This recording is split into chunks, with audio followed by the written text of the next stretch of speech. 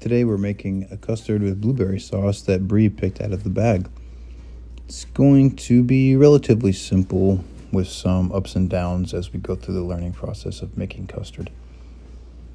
2 large eggs, a quarter cup of sugar, a teaspoon of pure vanilla extract, as well as 1 3/4 cups of half and half.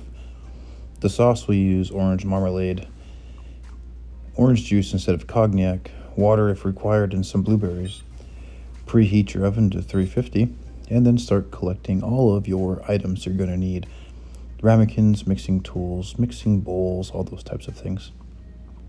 I try to work in a clean and organized workspace. We're going to whip up our eggs until the eggs are nice and mixed and the whites are worked in there quite well. And then we're going to add the sugar as well as the vanilla and the half and half. This really reminds me of making French toast without the cinnamon and nutmeg. There's no reason why you couldn't use half and half when you're making French toast, but this turned out well, and I didn't realize that this is all it took to make a custard. In this, you're going to put the custard inside your ramekins, put it inside of a roasting pan, and then we're going to fill the roasting pan up about halfway with water. That way the custard doesn't overheat when it's cooking in the oven. And we learned a valuable lesson to this cooking process, as you'll see in a few. It wasn't the best as far as the best roasting pan or the best process, because ours didn't cook all the way through, and we learned the hard way.